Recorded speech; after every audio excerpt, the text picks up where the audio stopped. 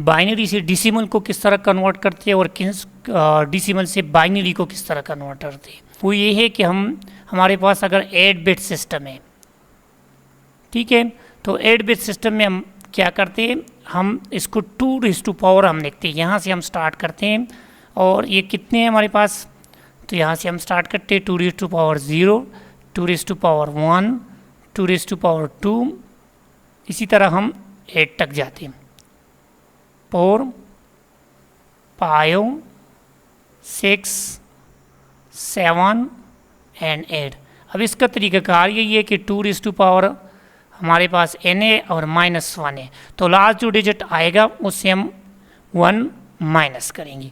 अब यहाँ पर हमारे पास कौन कौन से डिजिट आएगी, तो 2 हमारे पास 0 से क्या आएगा 1, ठीक है, और यहाँ से हमारे पास 2, फिर 4, फिर हमारे पास 8, 16, 32, 64, और हमारे पास ये अगर हम ये 7 बिट्स वाला कहते हैं तो यहाँ पर हमारे पास 122 आता है, और आप इससे 1 माइनस करेंगे तो 127। अगर आप 8 बिट वाला करते हैं तो यहाँ पर 256 आता है, और 1 हम माइनस करेंगे तो 255 हमारे पास यहाँ आएगा।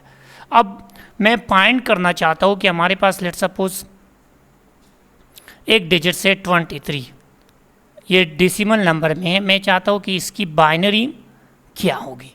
तो सिंपल सा तरीक़ाकार हमारे पास यहाँ है कि जो भी बिट्स हम यहाँ पे ये जो हमारे पास है इसको हम ऐड करेंगे, जो भी डिजिट्स हमारे पास ये 23 फाइनल करेगा उसको हमने ऑन करनी है, और जो हमारे पास ऑफ रहेगी उसको ऑन। तो ऑन के लिए हमारे पास यहाँ पे 1 यूज़ होगा, जबकि ऑफ के लिए हमारे पास यहाँ पे 0 रहेगा। अब 23 को आप देखिए, तो 23 हमारे पास कौन सी 2 डिजिट से, सबसे पहले हम बड़े कम्बिनेशन देखते हैं। तो हमारे पास अगर आप देखेंगे तो ये हमारे पास क्या है 16 + 4 20 + 2 22 + 21। तो हमारे पास ये 16 बिट ऑन होगा, एक 4 वाला बिट ऑन होगा, एक 2 वाला और एक 1 वाला, और ये जो दरमियान में है ये हमारे पास क्या होगा ऑफ होगा।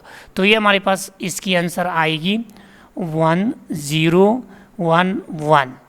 अब अगर मैं यहाँ पे देखूँ मेरे पास अगर कैपिटल ए है, तो कैपिटल ए मेरे पास 65 है, उसकी वैल्यू अगर मैंने फाइंड करनी हो तो 65 में हमारे पास क्या है, एक हमारे पास ये 64 वाला बिट ऑन होगा, दूसरा हमारे पास ये 1 वाला, और बाकी दरमियान में जितनी भी है वो हमारे पास 0 रही।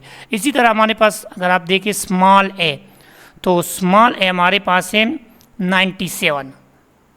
तो अगर इसको हमने देखना हो तो ये हमारे पास क्या होगा 32 96, 64 + 32 96, और एक 1 वाला बिट ऑन होगा। तो ये हमारे पास कैपिटल ए और ये स्मॉल ए।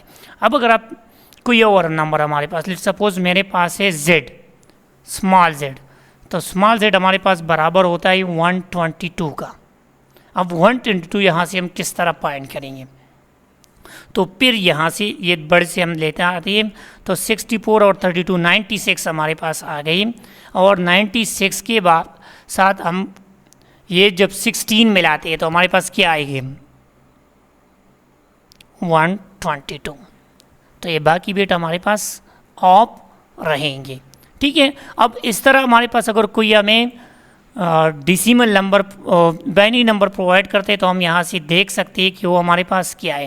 लेट्स सपोज हमें कोई नंबर ये दिया गया और हमें चाहिए बेस 10 में, तो यहाँ से भी हम फाइंड कर सकते हैं। अब इसको यहाँ से इस साइड से लगा लेंगे 1 1 0 1 1। अब ये कौन सा नंबर हुआ 1 + 2 हमारे पास 3 आएगा, ये ऑफ है तो इसको काउंट नहीं करेंगे। 3 + 8 तो हमारे पास 3 और 8 11 आएगा, 11 और 16 तो हमारे पास ये क्या है 27।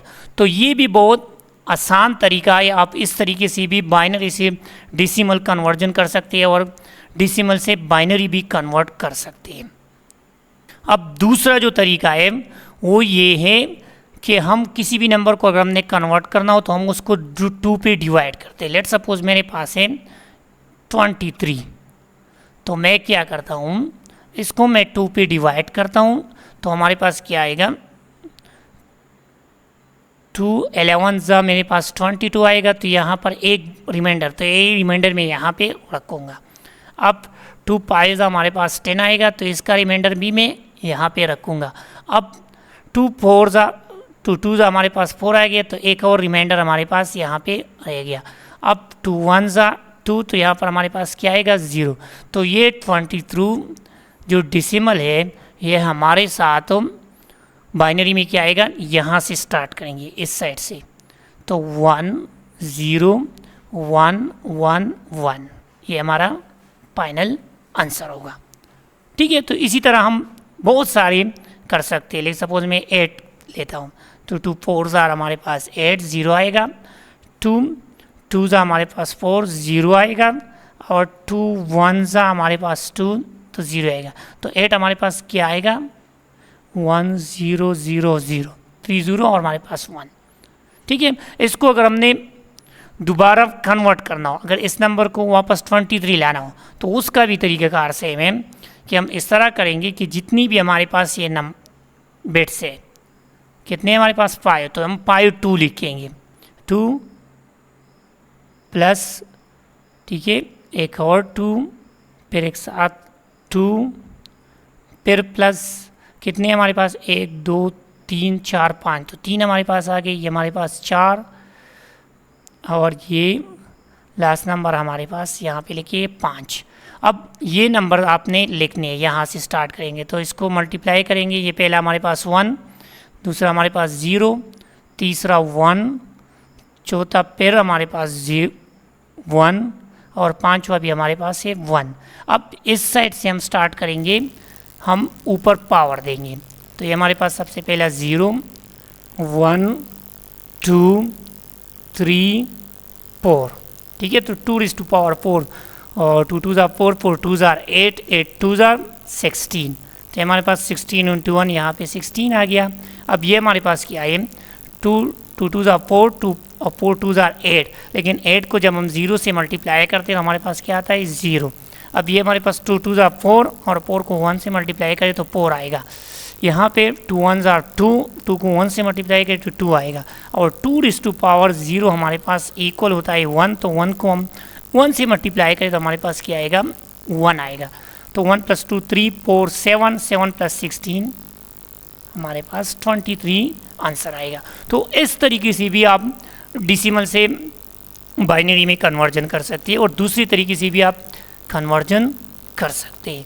तो ये था कि आप किस तरह बाइनरी से डेसिमल में कन्वर्ट करते हैं। तो ये हमारे पास जो हमारी बिट वाइज ऑपरेटर्स है उसमें कॉपी यूज़ होती है। अगर हमने उसकी लॉजिक को समझना है तो हमारे पास ये ऑपरेटर बहुत हद तक यूज़ होती है। अब बाइनरी जो डेसिमल सिस्टम है, यहाँ पर जो बिट्स वाला सिस्टम है, पहले हमारे पास जो बिट सिस्टम था वो हमारे पास था ASCII जो अमेरिकन स्टैंडर्ड कोड है, बस हमारे पास आया था ये 7 बिट का। ठीक है, तक टोटल 127 कैरेक्टर ये स्टोर कर सकता था। फिर इसके बाद हमारे पास ये एक्सटेंडेड फॉर्म इसका आ गया। अब एक्सटेंडेड हमारे पास 8 बिट है और ये 255 तक कैरेक्टर दे सकता है। तो मसला कब आया कि यहाँ पर सिर्फ जो हमारे कीबोर्ड की जितनी भी सिंबल्स हैं उसकी बाइनरी कन्वर्जन होती है, और सिर्फ इंग्लिश जो लेटर्स है कैपिटल है और स्मॉल लेटर है।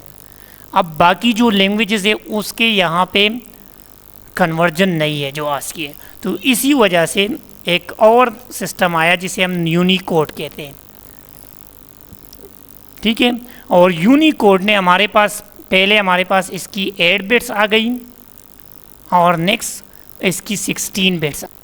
तो 16 बिट्स में इन्होंने 65,536 कैरेक्टर सेट वाला एक सिस्टम लाया, जिसमें जो हमारे पास चाइना लैंग्वेज के अल्फ़ाबेट से हमारे पास उर्दू की है, हिंदी की है, हमारे पास अरबिक है, या जितनी भी दुनिया की लैंग्वेज है वो सारे कैरेक्टर्स की जो सिंबल्स है अभी तक वो यहाँ पे मौजूद है, और इसकी बाइनरी जो नंबर्स है वो यहाँ पे दिया गया है। ठीक है, तो इसको बाद में जो अभी रिसेंटली इसको 17 प्लेन्स में इसकी एक्सटेंशन की गई है, और इसको जब आप 17 से मल्टीप्लाई करेंगे तो हमारे पास जो टोटल नंबर है वो हमारे पास है 11,14,112। अभी न्यू जो सिस्टम है उसमें इतने करेक्टर्स आते हैं।